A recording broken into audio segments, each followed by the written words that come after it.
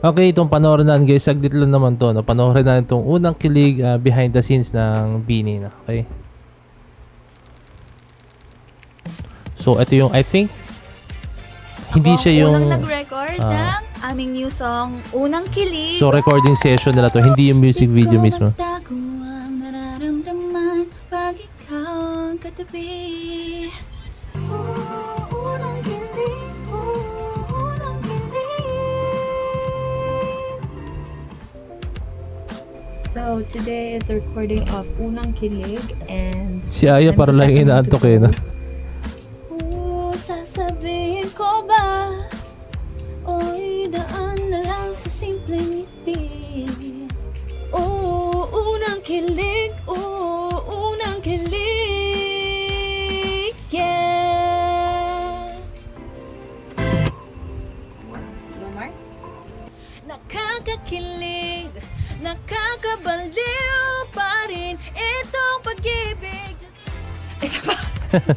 Nabitin si Colette. Gusto mo na ba na sa'kin manggaling sa makita? Gusto mo bang malaman ano ang iniisip? Oh yes, lose track of the time and rewind and repeat. Wala naman. My challenge is yung Tagalog. May Tagalog verse pala si Miko dito. It was fun naman. Kailangan talaga heartfelt talaga. Hindi siya dapat kantahin mo lang. Kailangan feel na feel mo siya. Kailangan kinikilig ka.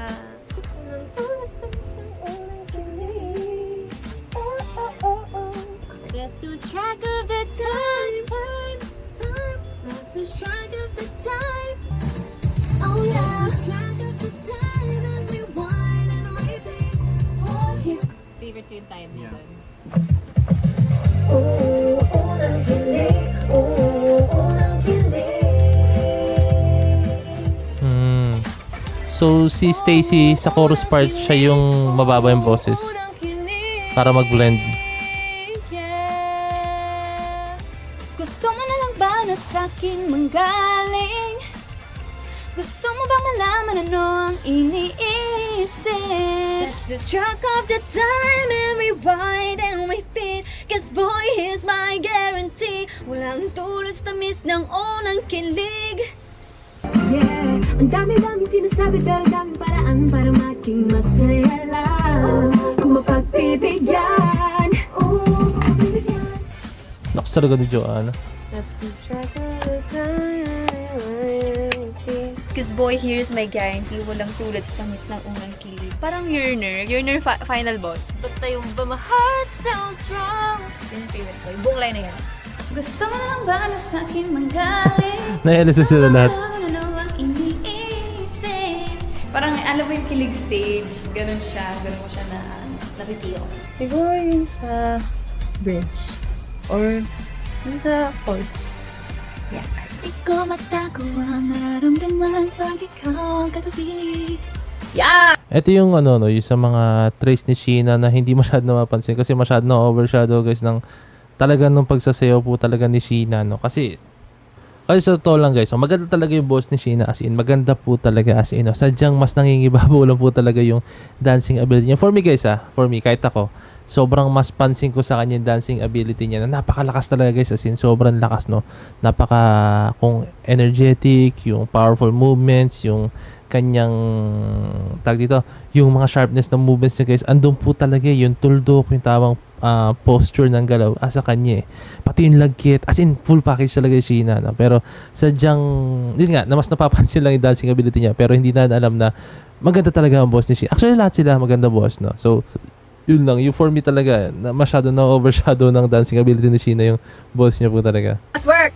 Hi guys! Ako yung last na nag-record today. Lagi naman kaming pop. And don't get me wrong, just my own opinion, no? Pagdating sa linis, sa timbre ng boses, I think, basta cleanliness ng boses, si Joanna talaga. For me, this is just my own opinion. Si Joanna yung pinaka gusto ko talaga pagdating sa pagkanta po talaga, napaka-powerful po talaga. Napakaganda, napakalinis ng boss niya.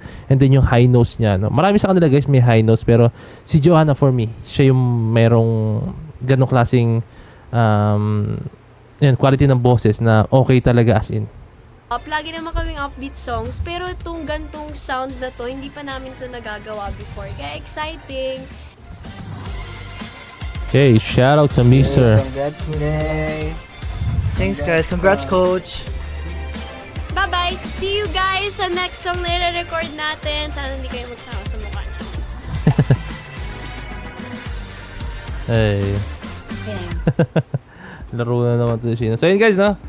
Sobrang nag-enjoy tayo dun sa video na yun. No? Napaka-solid po talaga ng Bini, no? As in, no? So yun lang guys, that's just my own opinion na regarding po dun sa mga bagay na yun. No? And lahat naman tayo may kanya-kanyang preferences. So yun lang, maraming salamat. So this is Point Ben signing out. Peace, let's G.